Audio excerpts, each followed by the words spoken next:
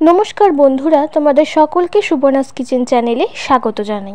আজকে তোমাদের করে দেখাবো ডালের বড়ি দিয়ে পাট শাকের ঝোল। তাহলে দেরি না করেই চলো শুরু করা যাক। প্রথমেই উনুনে কড়াই বসিয়ে নেব এবং এতে পরিমাণ মতো জল দিয়ে দেব। এরপর এতে পরিমাণ মতো হলুদ এবং পরিমাণ মতো লবণ এবং তার কিছুক্ষণ পরে কয়েকটি কাঁচা লঙ্কা চিড়ে দিয়ে দেব। সব কিছু ভালো করে ফুটে এলে একটি পাত্রে নামিয়ে রাখবো। এরপর উনুনে কড়াই বসিয়ে পরিমাণ মতো সর্ষের তেল দিয়ে দেব। ডালের বড়িগুলো এবার আমি গরম তেলে দিয়ে দেব এবং ভালো করে এগুলো ভেজে নেব। এই দেখো, ডালের বড়িগুলোর রং খানিকটা বদলে গেছে।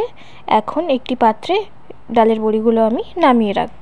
এরপর ওই তেলেই শুকনো লঙ্কা, তেজপাতা এবং পেঁয়াজ দিয়ে দেব। সব কিছু ভাজা ভাজা হয়ে এলে এতে পাট শাকগুলো দিয়ে দেব। ভালো করে নাড়তে থাকবো যতক্ষণ না শাকগুলো ভাজা হচ্ছে। এরপর ভেজে রাখা ডালের বড়িগুলো কড়াইয়ে দিয়ে দেব।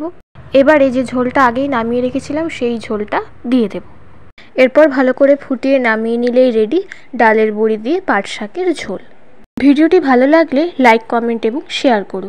তোমরা যদি এই চ্যানেলে নতুন হয়ে থাকো তাহলে অবশ্যই সাবস্ক্রাইব করো এবং পাশে থাকা বেল আইকনটি প্রেস করে রেখো, যাতে আমি যখনই কোনো নতুন ভিডিও শেয়ার করব তার নোটিফিকেশন সবার আগে তোমাদের কাছে পৌঁছে যায়।